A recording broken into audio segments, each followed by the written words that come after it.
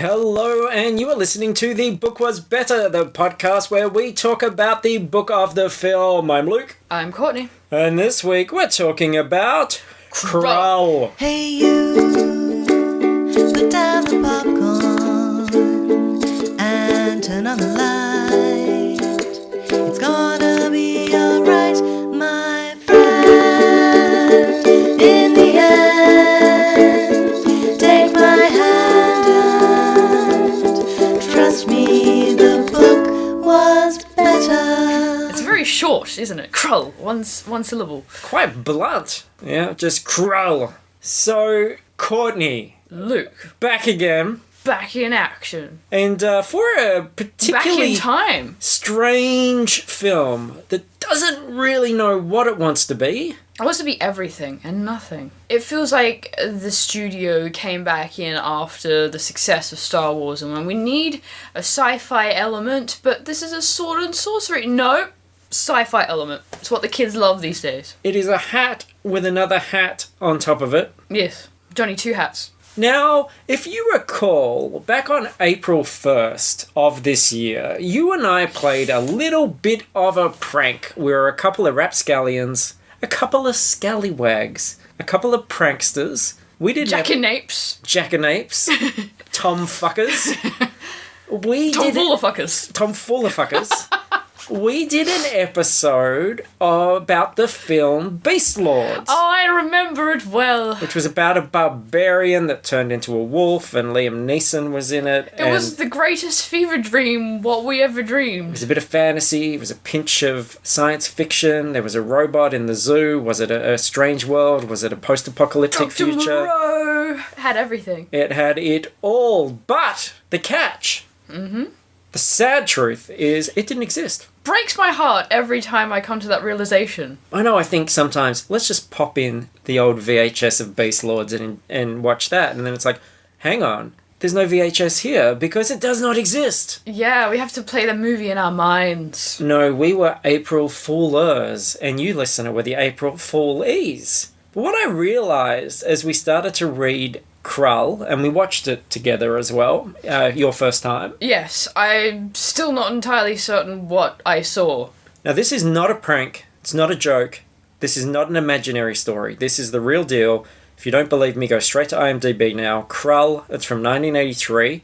It does actually have Liam Neeson in it. Yes. In a cameo. And it also has animal transformation. No Brian Blessed, though. That's very true. But it does have Robbie Coltrane. Yes. So he's very portly. Doesn't have He doesn't talk as loud! No, and he doesn't have a giant beard! That consumes most of his face. But he does have a quite well taken care of moustache. He looks like one of my uncles back in the 80s. He kind of looks like, is it Mr. Craysold at the end of The Meaning of Life? The guy that eats everything and then has the after dinner mint and vomits and explodes? Yeah, No. that's a bad place. Bad place. So Krull does exist. It's from 1983, and it is a fantasy / science fiction film, and the novelization was written by the exceptionally verbose Alan Dean Foster. Yes. Now- yes, we've encountered him many times before. Yes, well, Book Was Better true fans will particularly remember the Alien episode. If you've never heard that one, if you're a relatively newcomer, go back into the archive, listen to Alien. Now, that's the Sigourney Weaver alien. Well, she's not the alien. She's Ellen Ripley. She's rather exotic looking, but no, she's not. She battles the alien while wearing very baggy underpants. I noticed when I watched that again. Really? Yeah. Huh. And they're not just I've not seen it in a long time. baggy at the back, they're a little bit baggy at the front. Though I guess in space, no one can see your underpants, so you don't worry about it too She's probably much. wearing the same ones while she was in cryo, and even though she's in cryo, Elastic Man, how does that react to space? Doesn't like it. Does not like it. Elastic, no. That's why you won't ever see lingering shots of Elastic in a lot of popular science fiction movies. True. You just won't see it. Yeah, that's like in Gravity. I mean, Sandra Bullock had only been up in the upper atmosphere for a short period of time, but I promise you, if she was up there longer, those undies, so baggy. Hers fit quite well. Yes. It's because she's only been up there for hours. Yeah, so don't let that undermine our point. But Yes, Alien. Yes. One of the great things about Alien, the most memorable things, Is that it doesn't have tangents like we have. the most enjoyable thing about that film is the alien. The titular alien. Xenomorph, if you will. Which is not to say that it has a lot of rows of tits. No. I think it's we don't know if it's a male. It is a male. Yeah, because the queens look different. Yeah, they're all asexual except for the queen, like ants. But Alan Dean Foster, the verbose Alan Dean Foster, didn't really write about the alien. He wrote about the cat. Yes. And he got into the cat's mind. And the alien kind of just showed up towards the end. And was like, hey, what's going on in this thread? How can you not want to write about this terrifying, penis-headed, xenomorphic creature? Well, it was a pretty good cat too. And he also wrote the Transformers novelization, which we've yet to do, and Terminator Salvation, which will be the next one that... not necessarily the next episode that Lizzie and I do, but the next Terminator story that Lizzie and I do. Yeah, Transformers would be something.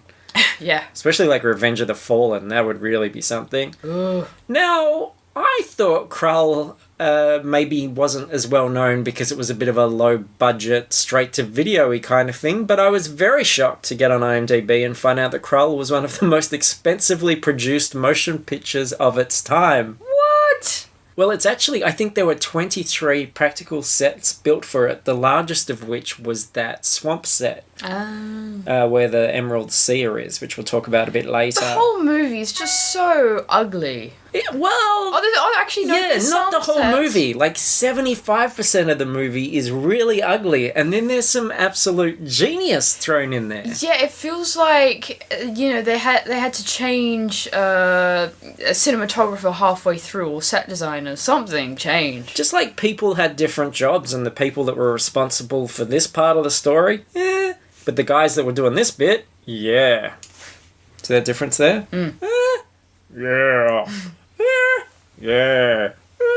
Yeah. Moving on. I'm riding an old bicycle. Yeah. Yeah. It's like in Return to the Oz when the Wheelers are coming. I love the Wheelers. It's not like that at all. The Wheelers in my imagination are way cooler than the real ones. The ones in my imagination are way nakeder than the real ones. So let's get into this. Yes. The beginning. The boy pulled the collar of his coat tighter against his neck. It was damp, chilly morning. The first suggestions of winter reached thin, icy fingers down from the North Country. Soon the land would sleep beneath a thick mantle of white, wet down. Nearby, the flock cropped methodically at the long grass. They would work their way to the top of the gentle slope, perhaps as far as a large boulder protruding from, like a giant's nose, from the hillside, before it was dark and time to herd them in. The boy thought hungrily of the steaming stew pot that awaited him back in the village, of the hot tea that could drive out a day's chill as it spread outward in a steadily warming circle from his belly. Now, typical Alan Dean Foster fare here. This is the guy, as we said, tasked with writing about an alien, instead wrote about a cat, and the film, which starts with kick-ass evil spaceships gunning through space, there's planets in the background, whereas Foster starts with a boy, some sheep, some rocks, and craving for stew. Yeah, I swear, if this man were to witness the apocalypse, he would just focus on the alley cats fleeing from the meteor coming above. He would not even register that meteor. And we know what they call stew in America. What's that? Stew. Stew, yes. My youngest brother, for some reason, says news. Like, he'll say everything else with a very strong Australian accent. Then all of a sudden, news. News. There's what's in the news about stews? He would say it like that, and I would slap him silly.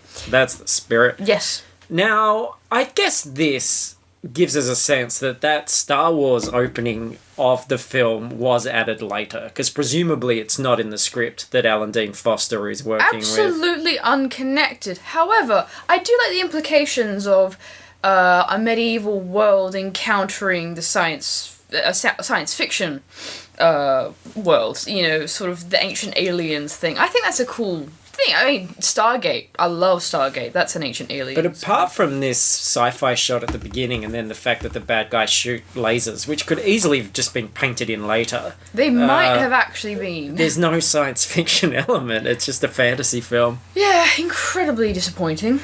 And it is a fortress, this big spaceship. It's the Black Fortress, in fact. But the boy... so although we don't see it flying through space, the boy does see a dark cloud that wasn't a cloud coming out of the sky, and then trees snapped and popped like dead twigs as the Fortress of the Beast settled gently to the ground, obliterating anything less resistant than granite beneath its great weight. Only one had observed its unannounced arrival. Gradually, the birds resumed their forays from those trees that had been spared. Insects re-emerged from their hiding places to restake their claim to the world. Of the shepherd and his flock, there was only memory. Quite brutal. I like that. It is a pretty badass way to start. I've got to give it to you, Alan Dean Foster. The idea of a young shepherd and his flock being crushed by the Fortress of the Beast.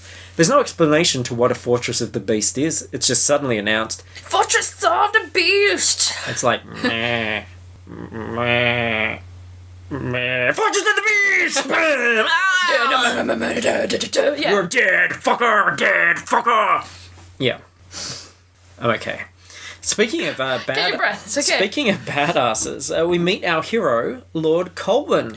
Lord Colden. Lord Colwyn. His name shall be Colin from now on. What does he look like? He's... A weenie man. He kind of has this... No, he looks a little bit like kind of a Swayze, a little bit of a Kurt Russell kind of thing going on. Yeah, a little bit Kenneth Branagh-y, a little bit Obi-Wan in Revenge of the Sith. Yeah, Kenneth Branagh in Frankenstein. Yeah. With his glorious hair. So glorious. And he's riding with a pack of dudes, one of who is dying. But Pack of dudes. Yeah, I like that sentence. He doesn't stop, because he doesn't give the slightest fuck. No. He is the son of King Turgid, and they're basically dodging slayers. He's too old to rule anymore. Ow! Nope. He's dodging slayers, which are kind of like black stormtroopers. I mean, their armour is black. Yeah. Shake out the sillies. Okay, we're back.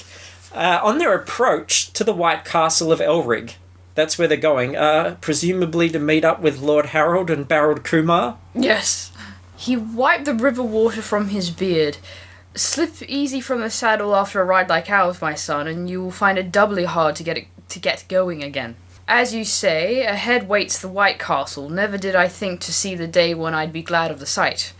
Desperate times, father, force desperate accommodations. They are hungry for sliders. Yes. This is the greatest burger quest ever committed to film, essentially. Yeah, I can't think of any greaters. People are dying to get to White Castle, and there is a woman at the White Castle. Who is she? That can wait, as far as I'm concerned. I just want to know how hot she is. Well, depends on whether you have a thing for Cillian Murphy in drag. Yeah, now, I'm looking for a nice princess to look at. And as soon as she comes on screen, Courtney goes, "That looks like Cillian Murphy!" And that's all I can see for the rest of the film. Uncanny. They could be related. The woman who approached the parapet and placed delicate hands atop the white wall seemed to step from the imagination of some supremely skilled sculptor. So I'm guessing he didn't sculpt her personality as well. A floating cloud of wispy bright hair framed her face, adding to her ethereal beauty as she turned to inspect the wide plains below the wall. Though her features were slight and her body slim, her resolve was manifest in both her expression and the way she carried herself before commoners as well as kings. So she's reasonably hot. Yeah. And she is Lissa of Elrig, and she's very anxious for Colwyn's return because it turns out she's going to marry him, and the two kingdoms, Elrig and Turgid, are going to form an alliance in order to defeat the Slayers. So we've had Princess Leia in Star Wars. Yes. We've got Princess Lissa. Very on the nose. In Krull. Now, the biggest problem I had personally with this book is, and the film for that matter, is that all of the characters really lack humanity. They talk in the most bland and mechanical way. This is the typical sort of conversation they have. I thought I was bad with dialogue, but yeah. "Father," she said calmly, "the past is a luxury, and past hatred's the most expendable luxury of all. Now we have only one enemy we must concern ourselves with, these slayers who are enemy to us all. We must stop them somehow, or they will make slaves of us all. I make this alliance with your old son for all Krull, for all the people." Like, why would you want to marry somebody who talked like that? Like a robot.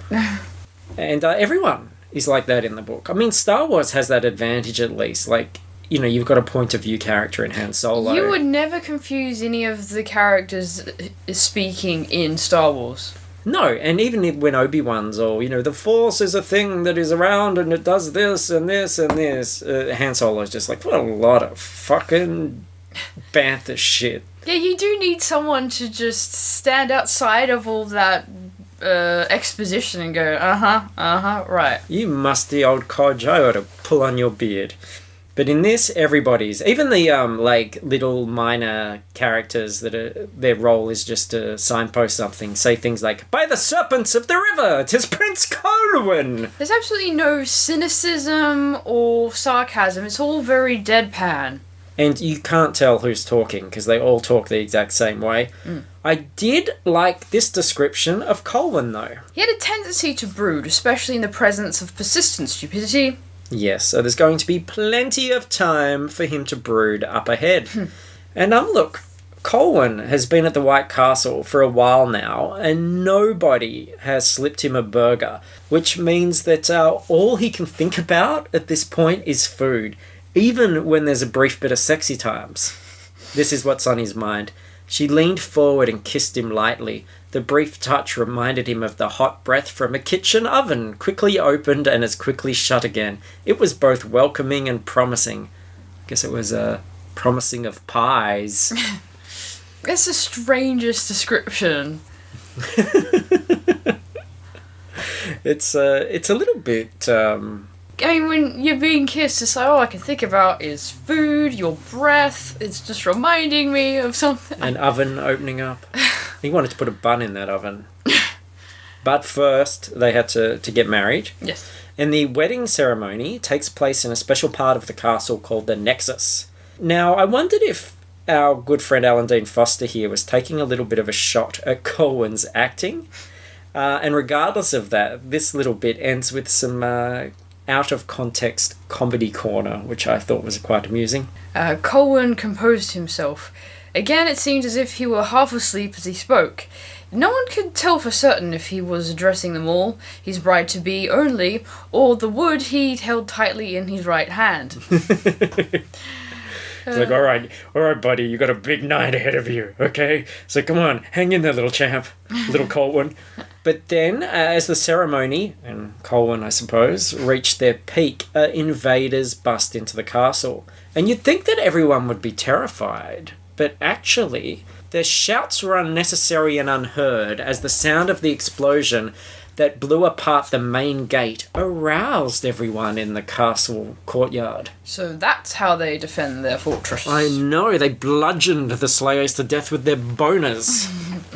And they want to get Lissa out of the way of the Slayer attack because, let's face it, she's just a useless piece of shit girl who will get in the way. She'll probably, just nag everyone to death. So, as she tries to escape, though, she's captured by the Slayers. That's a cruel irony. It's like, get out of here, we don't want you captured by the Slayers. Okay, run, captured by the Slayers.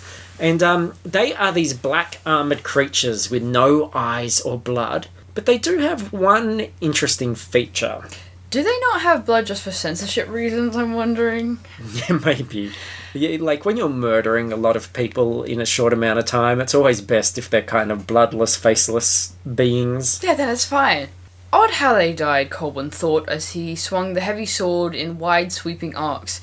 It doesn't matter how you slew them, a throat thrust, a stab to the chest, a blow to the skull, all perished with the same unearthly scream before collapsing and disintegrating, save for the strange length of flesh that emerged and vanished by itself into the ground.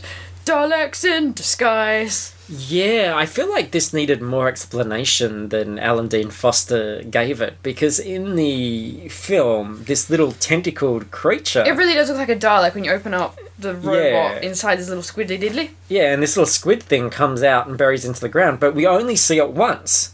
Yeah, it's never elaborated on how that works. And they don't show it again with any other things. They only do the effect once.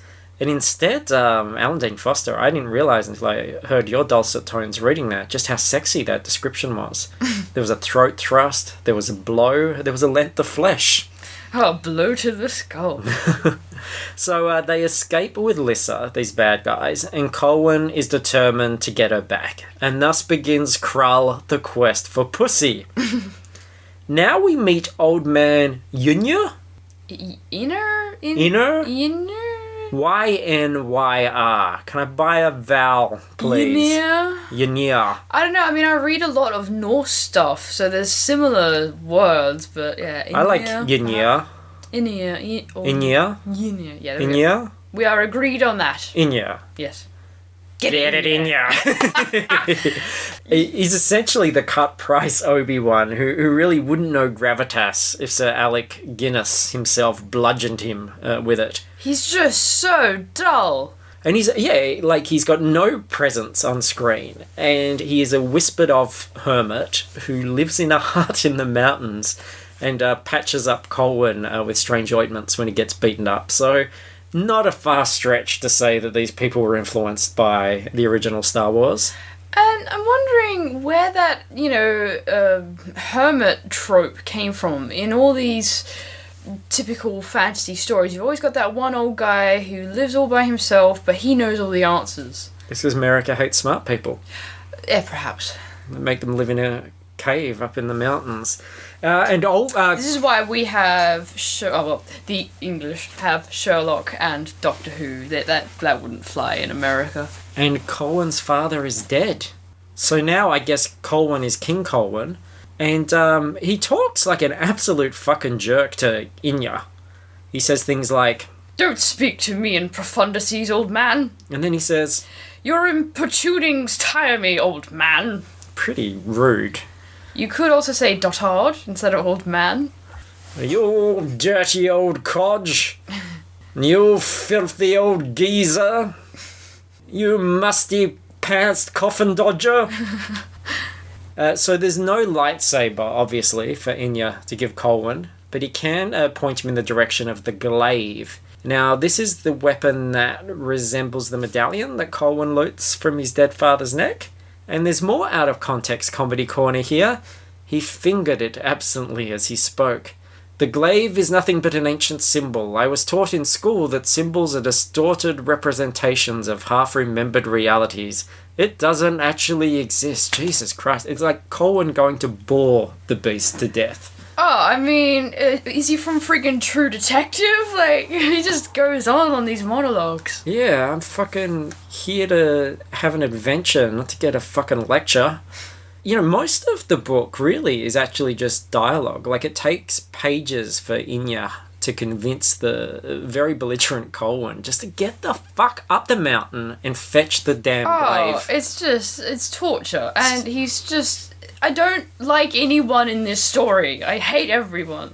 And after a very much climbing, there's a lot of climbing in both the book and the film. But no epic climbing music. No, that's true. In Lord of the Rings, you had these great helicopter sweeping shots, and they're climbing up the mountain. It's like Where's that, man? Where is that? We got none of that. Yeah, well, I mean, the most epic climbing shot you can do is when you have the camera down as the person climbs up towards it and you can see the big drop behind them. Mm-hmm. They do the opposite, where the cameraman's standing on the ground and Colwyn's like a meter up the rock and he's not even breaking a sweat. But remember the cave in the film? Yes, I do. Looked at that cave. I mean, there's lots of caves. It took me a moment to remember. Yeah, you remember this cave opening. Oh, yes, the Gash Cave. When it seemed he must step out onto the sky itself, he reached a dark stain in the sheer cliffs. The stain marked a cleft in the rocks. Steam rose from within, emerging from the belly of the mountain in fitful, uncertain puffs. And if you have seen the film, you will indeed know this is a particularly steamy cleft. It's also described as a hissing crevice. That's where babies come from. I know, it's like reading that dirty Terminator book again that I read with Lizzie. And inside the cave, he sees a pit of fire. And he does what he needs to do to retrieve the film's iconic weapon that graced many a VHS cover back in the day. A fancy pants frisbee. Then he gritted his teeth and plunged his bare right hand into the seething cauldron. There was no pain, only a faint tingling, an odd sensation as full of excitement as threat. His arm felt through the molten rock for only a few seconds. Then he yanked it out, blinking in wonder at the object he'd retrieved. The flattened, star-like glaive sported 5 curved arms in which blades lay concealed. It was a dull black from years of sleeping untouched in the lava basin. So intent was he on the glaive itself, on this fragment of mythology suddenly become real in his hand, that he ignored the flames that enveloped his arm. Do you remember that? It's like encrusted in lava and crumbles away to reveal the glistening, shiny thing underneath. Look delicious like gingerbread. Yeah, I thought it looked like it was baked inside of one of Hot Pie's novelty breads. It's very much a MacGuffin. He carries it around for most of the movie, but he only uses it once, maybe, or twice. Do you reckon they thought they could get away with it because Luke doesn't use the lightsaber really until the very end of the film? I'm pretty sure they copied Star Wars, but somehow missed all the good bits of it. We said that they might have painted the lasers in later. Do you think they might have just painted the whole thing over Star Wars? Yes. The whole film is a rotoscope of Star Wars. I thought this was really funny because he comes back down to Inya and he's all like, "Holy shit, you old fuck! I grabbed that goddamn glaive from the flames and now I am its master. I fucking rule! Be happy for me, you ancient shit!" And Inya's, he's like, yeah, power is one thing, but you need to wisen up, son. I'll be impressed when you stop acting like a dick. So yeah, he's told, put it away, hang it on your belt. Use it only when you really, really need to. And I'm thinking, well, how will he know? Like, when he really needs to? Like, how will he know when to use it? Yeah, it's like, in Power Rangers, they'd only use the Megazord. The Megazord, yeah. Once an episode. You can't do that more than once. Which means the answer to when do I use it is when the special effects budget allows it. Yes. Every time he's about to use it, like when his hand hovers over it, he looks across and there's a accountant from the production leaning against the tree with little spectacles on, his little clipboard and just shaking his head, crunching the numbers. Or maybe he's just listening for the score to indicate when he should... No, not time. That'd be great if they did the score live on set as they went. That would be great. So they have to find the Black Fortress, but this is not easy. Do you remember why?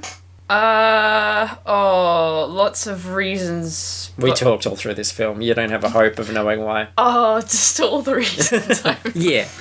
Look, each sunrise... This is so much stupid shit that just went nowhere, but I think I know what you mean, where it keeps moving around. Yes, each sunrise it moves. That was kind of cool, actually. And then it appears somewhere else. And it never appears in the same place twice. It's like lightning. They should have called it Lightning Castle. Maybe it's a TARDIS. Could be. Yes. So here's an example. This is... Sometimes it comes to rest in the mountains, other times the desert, sometimes it hovers over the sea. Sometimes it's in the mall, and sometimes it's behind the Piggly Wiggly, which is great when the Slayers want to cash in their paychecks. That is quite convenient. They do, but all they do that day is eat chips. Yeah. That's the other thing. And then their snoozy Slayers robs them of their energy. Inya... Get it in ya! Is about to tell Colin about his past loves, but catches himself when he realises that it's kinda gross. Come now, old man, he told himself angrily. This is no time to burden the lad with your own sordid past. Yikes. My imagination is running wild. I thought Colin was a bit of a prick for calling him old man all the time, but now he's calling himself an old man. He doesn't know how to refer to himself any other way. He's forgotten his own name now. He's a self-loathing old man. Now, if you could have an old man mentor, who just comes out of the forest and gives you some kind of great weapon, who would that be? The old man? Yeah. I've got... And what would the weapon be? Well, I quite like John Hurt at the moment. Yes. I think he's, especially after Snowpiercer, I think he's the quintessential old man. But failing that, I mean, maybe like some sort of Ian McKellen, Patrick Stewart, Classic two-headed creature. So ambling Charles out. and Magneto. Yeah, because they're pretty good bros. And the weapon, I don't know. I'm really lazy, so I feel like I would like some sort of like it's to have to be a fantasy weapon. Oh, it could be anything. It could be even a rather ordinary-looking thing that is actually impressive, like a sonic screwdriver, for example. Yeah, I think maybe like a laser crossbow. Laser crossbow is a very good choice. Yeah. I would like Charles Dance to be my mentor. Oh, nice. Yes. And we would fight werewolves together. So I'd have some kind of silver-based weapon. What would it be? My crossbow has a setting where it can fire silver lasers, though. Silver lasers. Yeah. So some kind of silver weapon. I would be alright with just, a bow and arrow or what have you. Maybe it's Jacinda's influence, but I do love archery. Silver Laser is my favourite X-Man. Silver Laser, yes. Yeah, he's the best. He's so cool. So they head for the Emerald Seer, he's gonna see where this castle's gonna be. But when they stop by a stream, do you remember this? There's this strange smell, and a small man rockets through the air and into the water. My question is, how hot is he? Yes, we must find out. Sorry, just got distracted for a second. I want a giant pair of tailor scissors that are silver. Those would be a great weapon. Have you ever carried those? Oh, so that's a nice idea. Yeah. Because I like Kill la Kill, where she has the big sword, which is half a pair of scissors. Yeah. The scissor blade. Because you can, use both blades at the same time, or you can just hold it in one hand, upper thrust. And that's themed, too. Yeah, it's perfect for me. It's like it was chosen for me. I want a camera that disintegrates people's clothes. Yes. Yes, I'm sorry I asked. I'm sorry I asked. But back to Ergo. Sorry, what? Yeah. Oh, I already revealed yeah. his name. So this little man is Ergo the Magnificent. His hair was stringy and long, and his attitude as tart as pickled herring. Slowly he rose, still trying to divest himself of the grime so recently and ignominiously It's such a horrible word. acquired. And then he turns into a goose. Yep, he did. Literally, he He turns did do that. into a goose. What a goose. And he decides, well, I'll go on this journey too because, well, why the fuck not? Lissa, meanwhile, He really has nothing better to do. is in a genuinely interesting place. We talked about how the film didn't look that good, but these bits looked amazing. Monty Python and the Holy Grail looks better than this film for the most part. But some scenes... This set she's on in the film is kind of like a Dali nightmare thing. Salvador Dali as if he had directed a music video. And H.R. Geiger came in and gave him some notes. Not enough penises for that. That's true. But she is imprisoned in a giant eye in the film. In the book, this is how it's described. Lissa had never thought of a nightmare as having walls and a floor, or ceiling and strangely hued hidden lights. A nightmare was thin and wispy, like her hair, faint and palpable. It ought not to ring hollowly beneath one's shoes or twist and turn like the thoughts of an evil courtier. I just want to say, twist and turn like the thoughts of an evil courtier. Love it. Yes. Was she inside the Black Fortress or inside her own mind? Woo! She clung precariously to her sanity as she rushed down weaving, convoluting corridors that seemed spun of gold and ceramic instead of honest wood and stone. Wood and stone never lies. No, never. She would... That's why they, write in stone tablets. True. Yes. She could not imagine how such a place could have been built. Perhaps it had not been built in the sense men thought of as built. Perhaps it had been grown, for certain tunnels and cavernous hallways she raced through resembled far more the inside of some stolid, immobile creature than corridors of any building ever described in her lesson. So yeah, that is a little bit Geiger, actually. Yeah, I actually thought she might have been in the beast's body. Like, that was the feeling I got in the film, that she was inside the beast. Yeah. And that the beast was also maybe inside the beast. Like, it was a mindscape kind of thing that he was creating, a twisted snake eating its own tail kind of... Have you ever seen a snake actually doing that? No, I haven't. It's brutal. You see, they do it when they get overheated or dehydrated, and so they just go into autopilot and start attacking the only thing that's moving, which, if they're in a cage, is their own tail. And they'll keep doing it. And most of the time, they'll just gag it up. But sometimes they get so far in there that they can't pull it back out again. So they'll just keep going, there's blood everywhere. It's wonderful. Well, the great bit is when a little Victorian kid with a stick comes up and uses it as a hoop. Yes, that is chiefly what they were used for in the Victorian era. Is that on YouTube, a snake eating its own? Oh, very much so. Okay. They do get ripped down quite quickly, though, for some reason.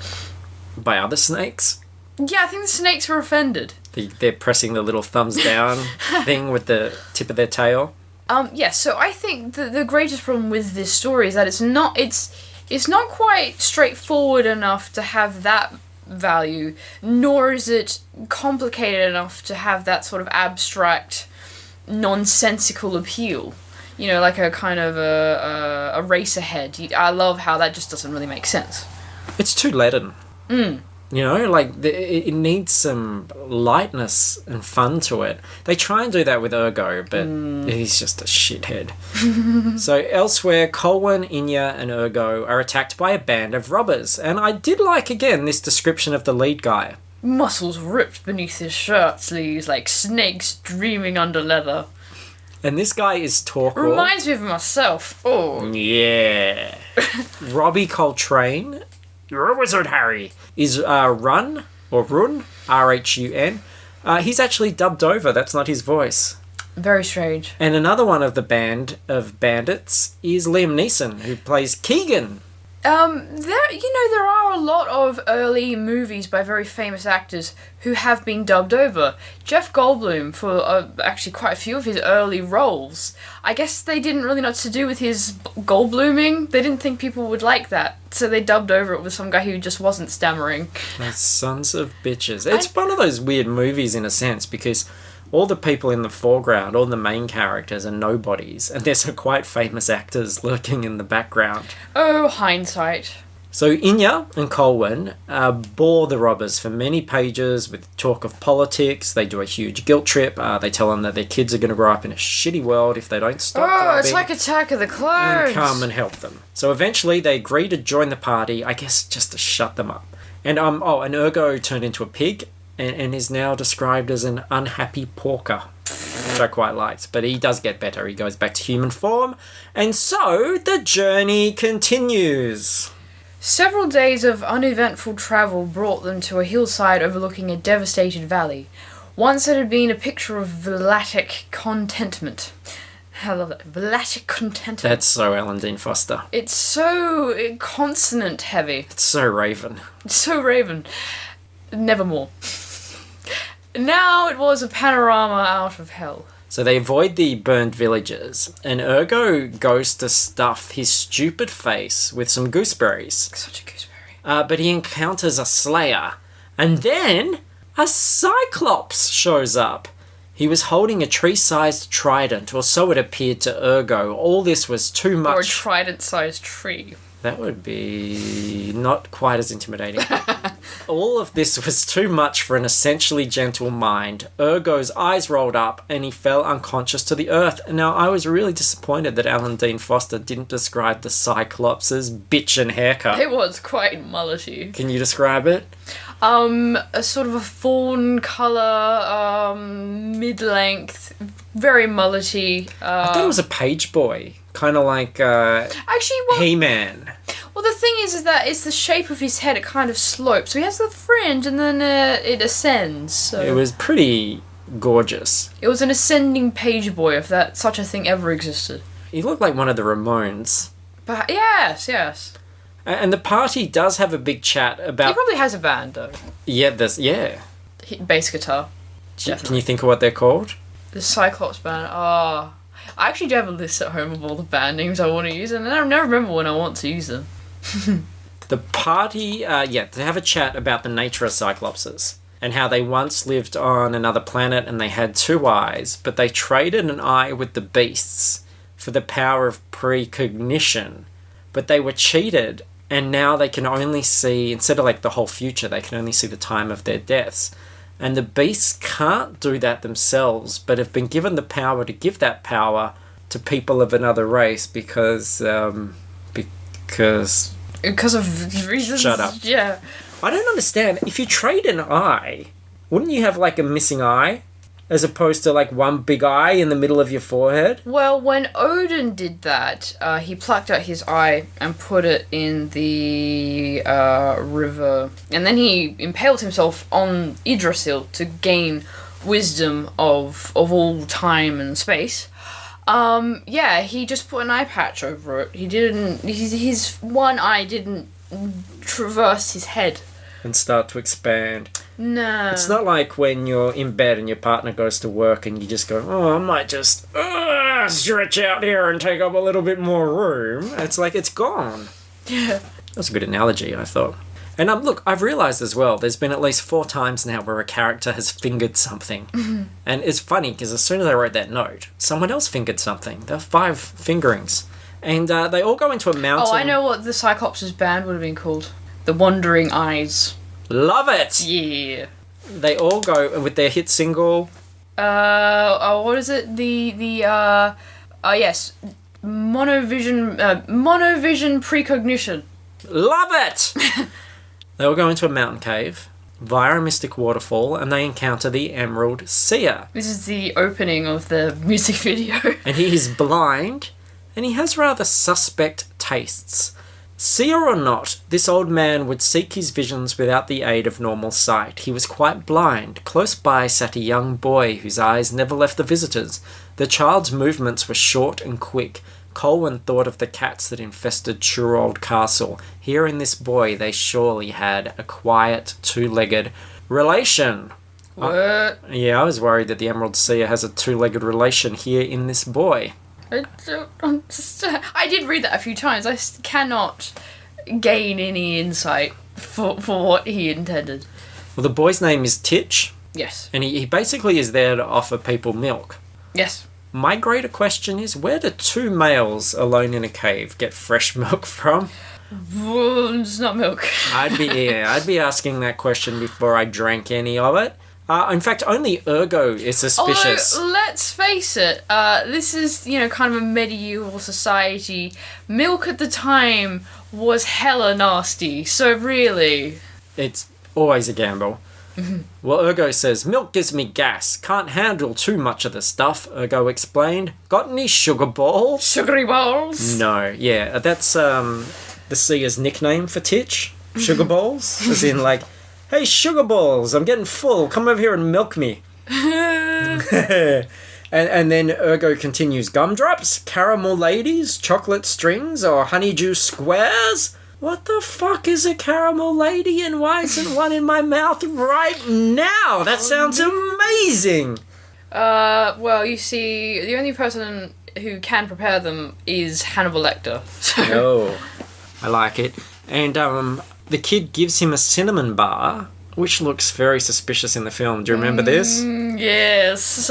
He produces a brown log out of nowhere. It's quite large too. I'm assuming the back of his pants. Yeah. It was so suspicious that we started calling him Little Kenny Loggins.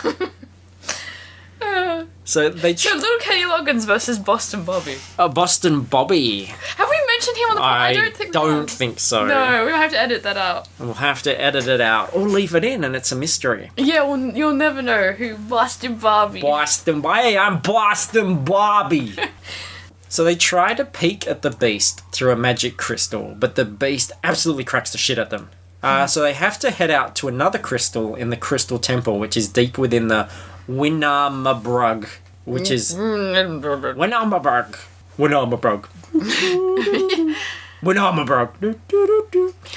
Which is... It's the Great Swamp. It sounds like something like in Doctor Who when they're naming a place or an alien and they just reverse a word, but it doesn't... Backwards it doesn't say anything either. It's Gerbem Han Nu. Yes.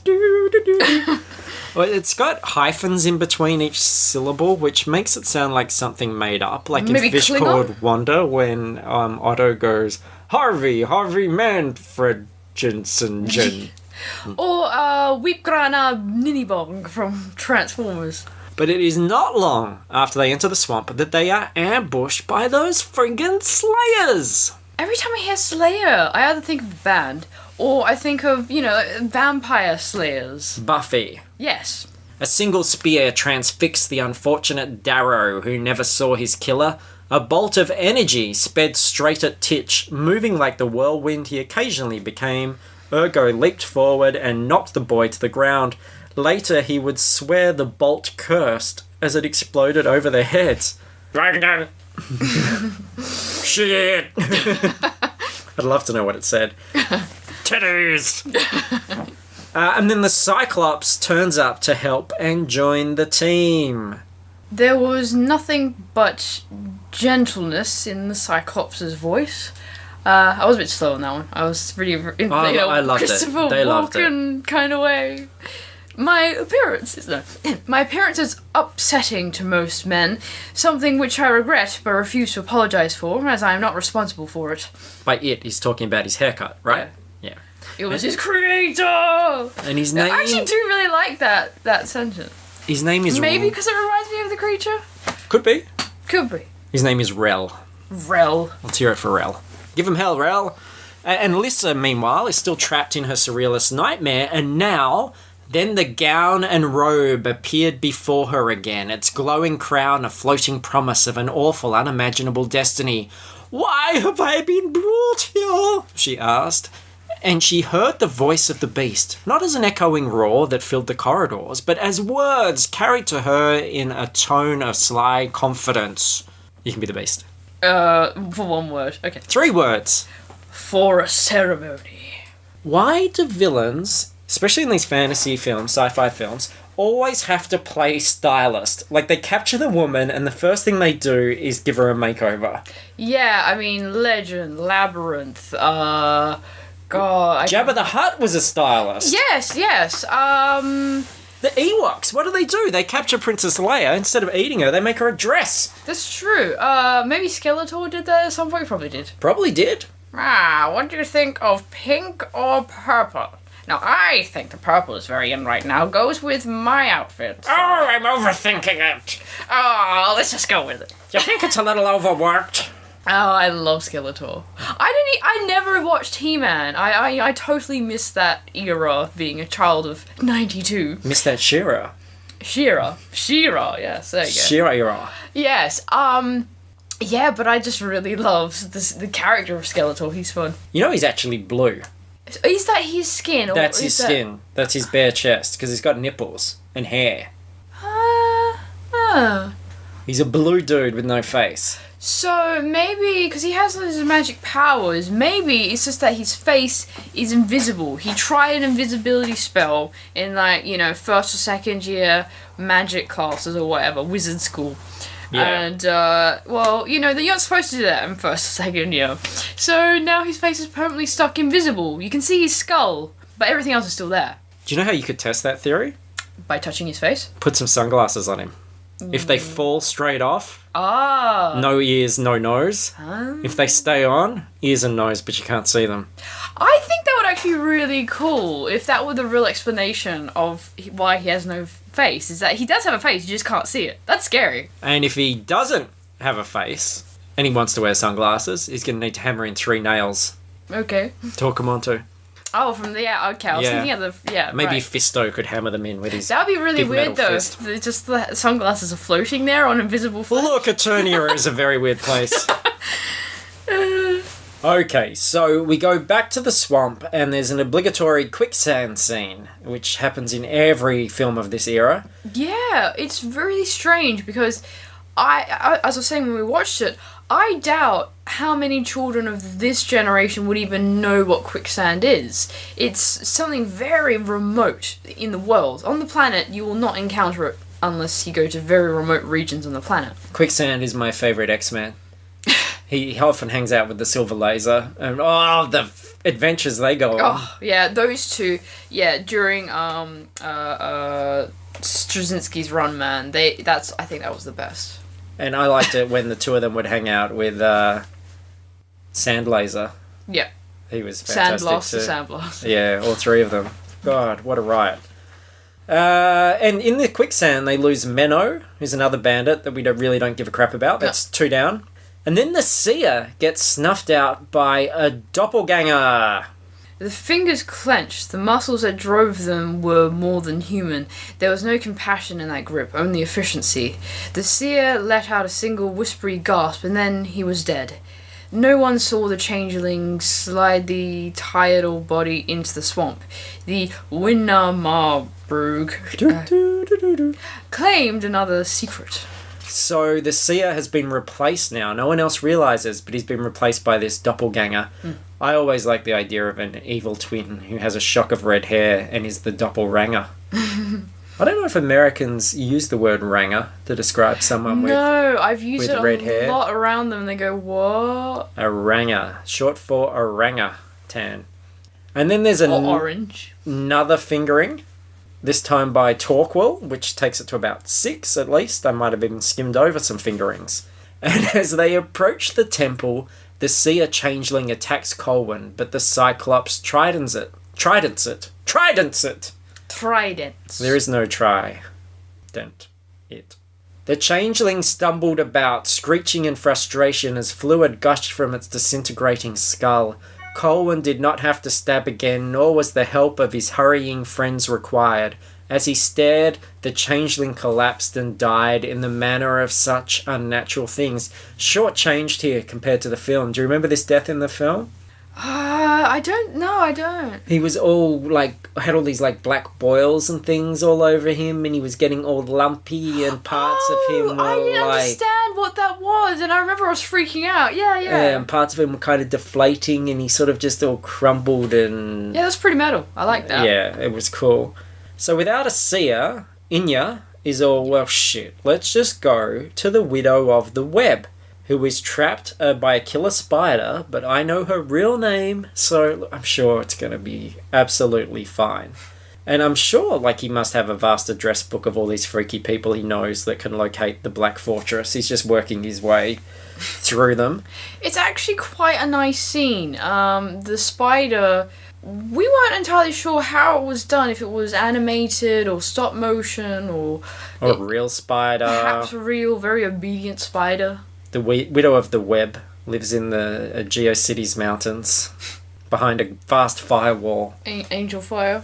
By the way, Twitch is a bit sad because he's lost his friend the Seer, and he says in an earlier scene that he wishes he had a puppy.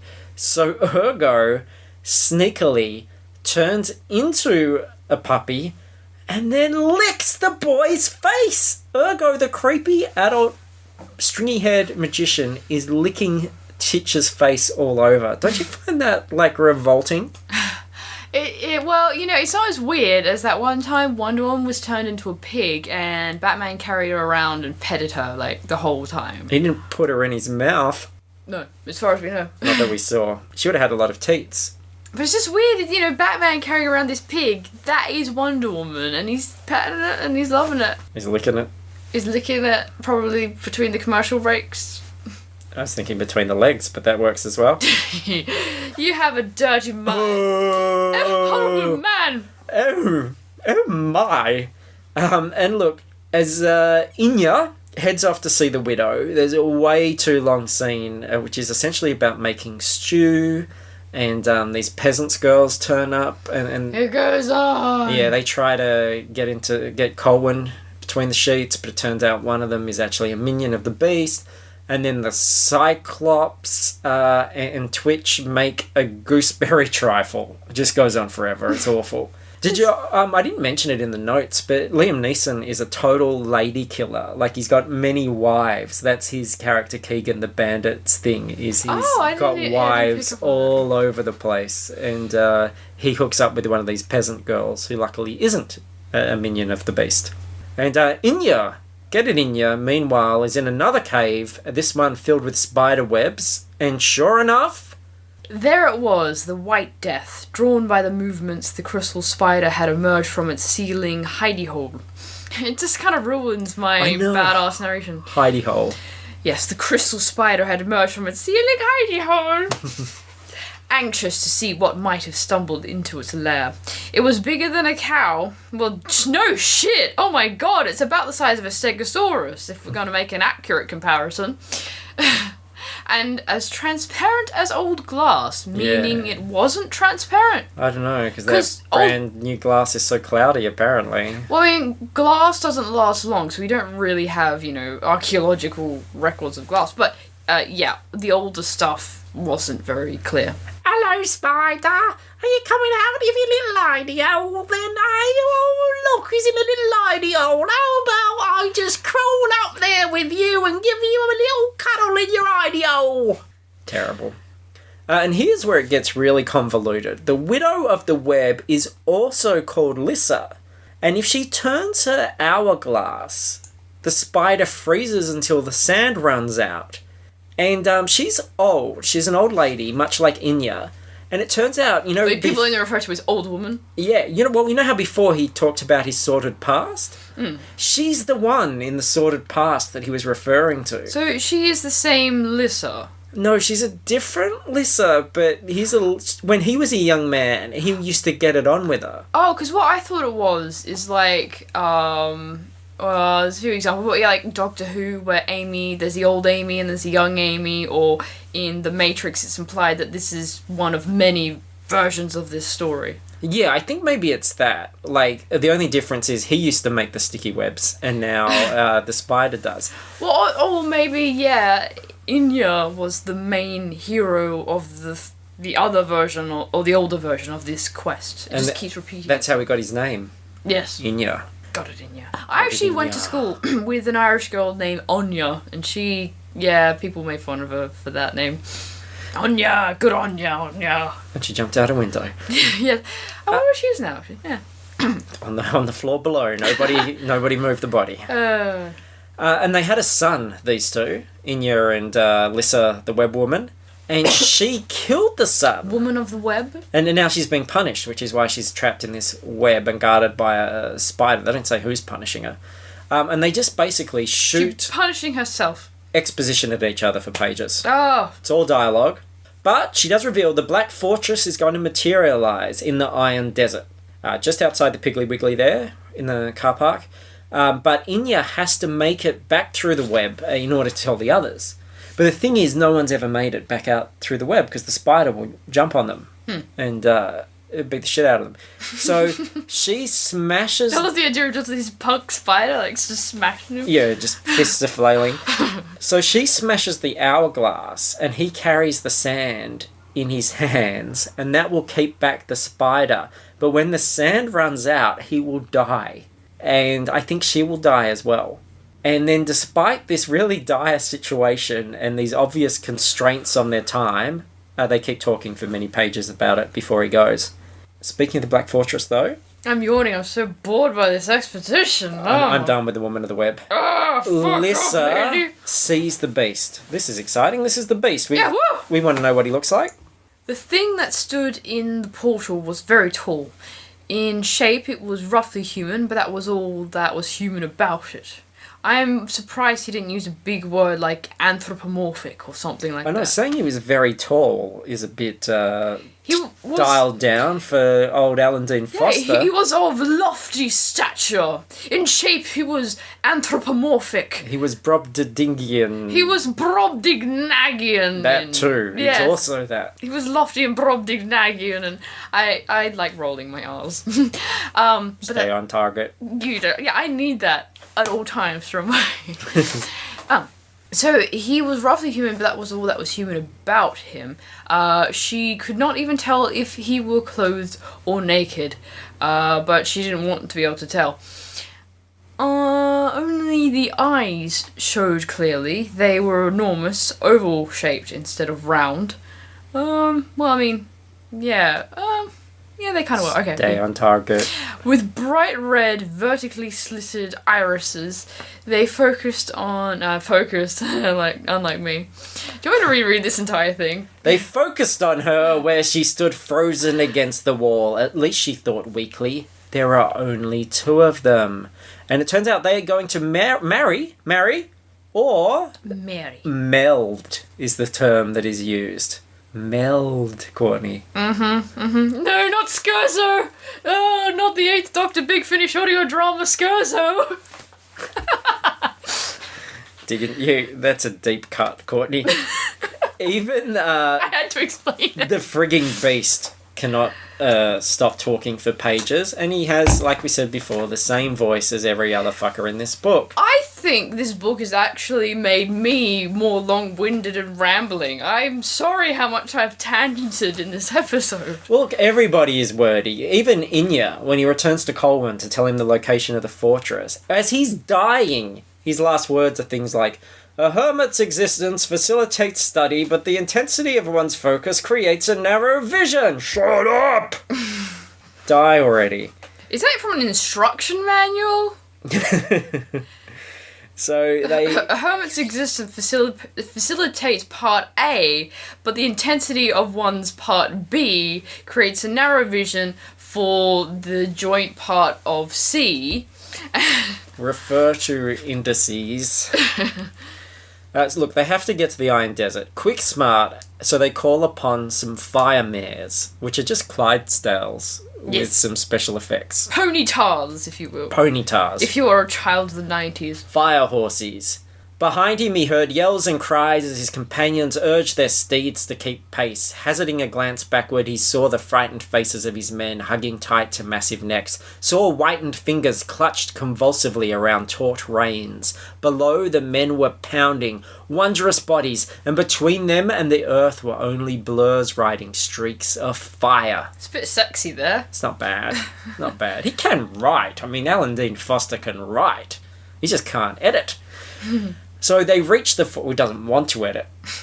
So they reach the fortress. Slayers attack. Run. Robbie Coltrane. He's killed. The Cyclops is killed. Keegan. Liam Neeson is killed.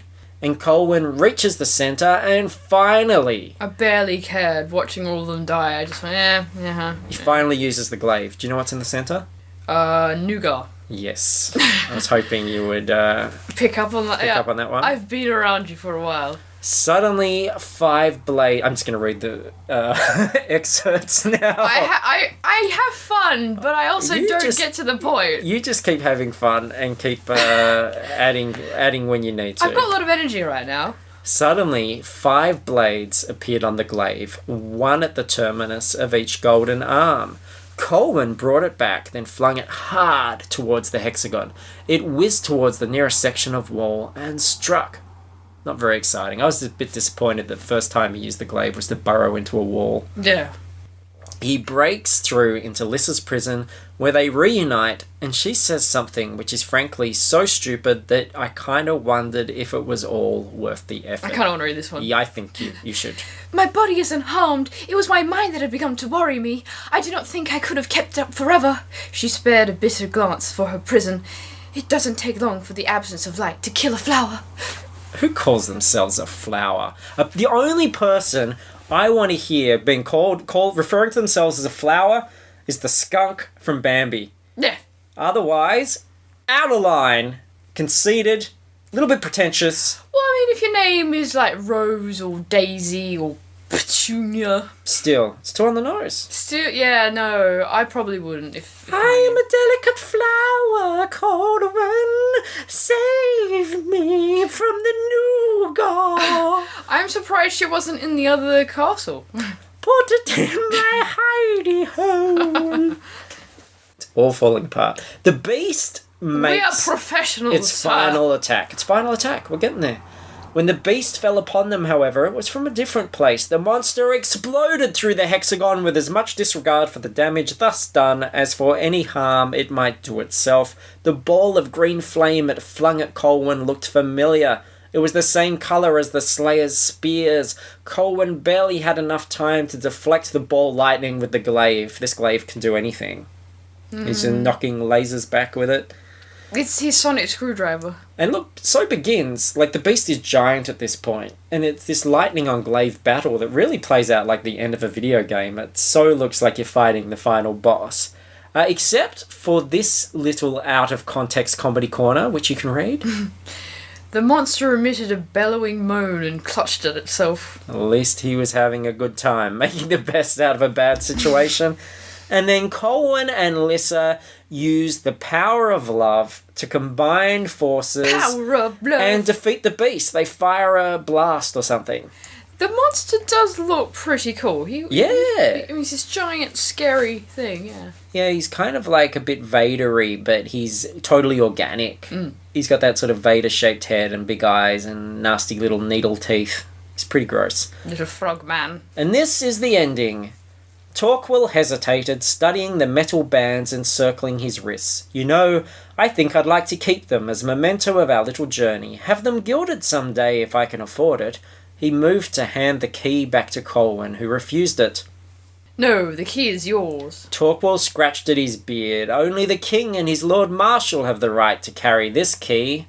Colwyn's grin widened. That's right, he said briskly, and turned away to resume his conversation with Lissa. Torquil frowned in confusion, eyed the key.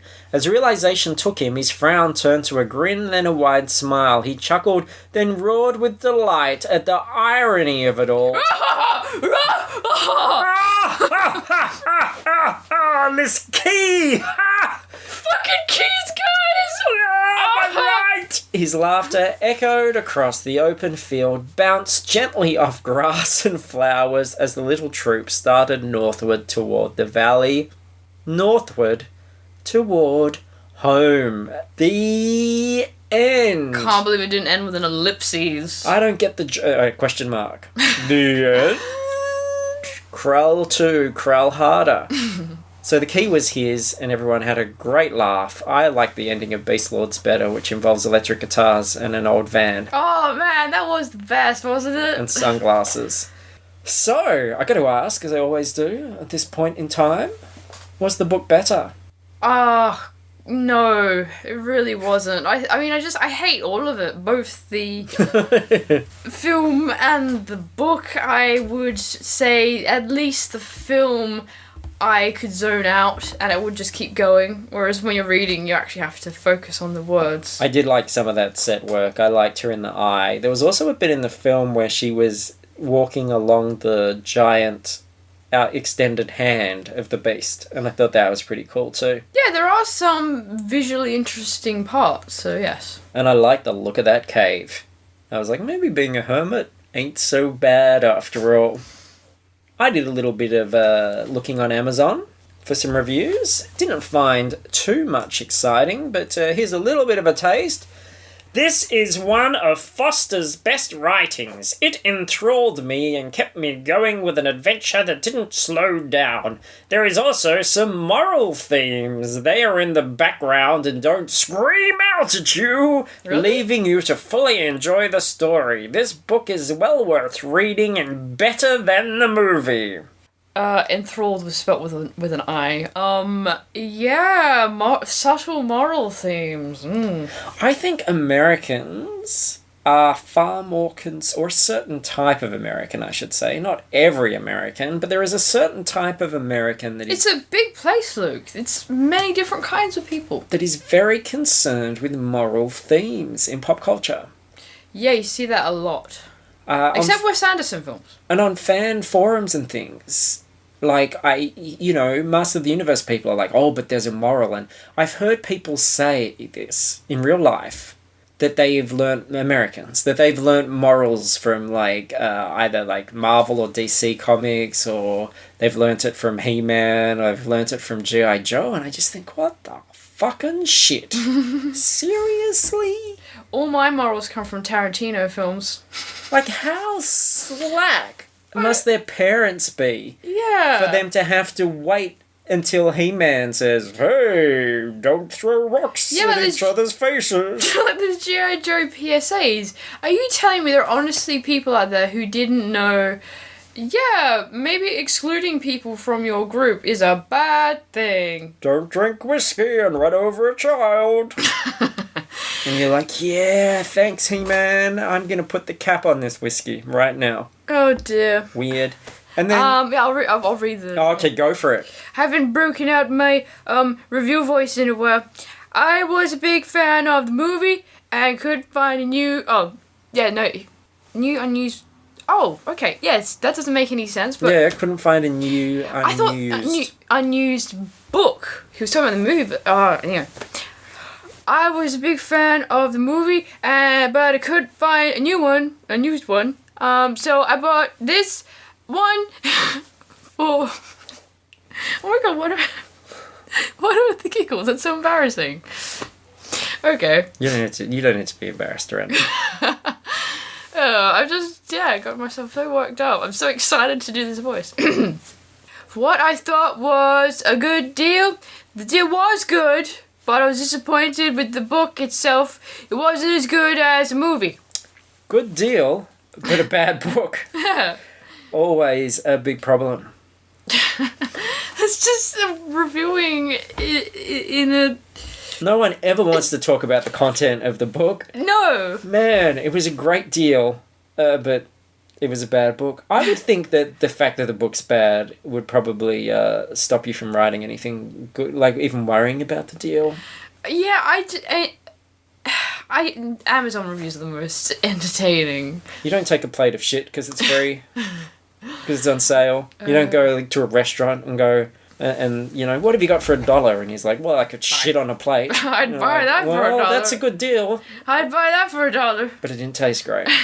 No, I would just move on. So there you go. That was Krull.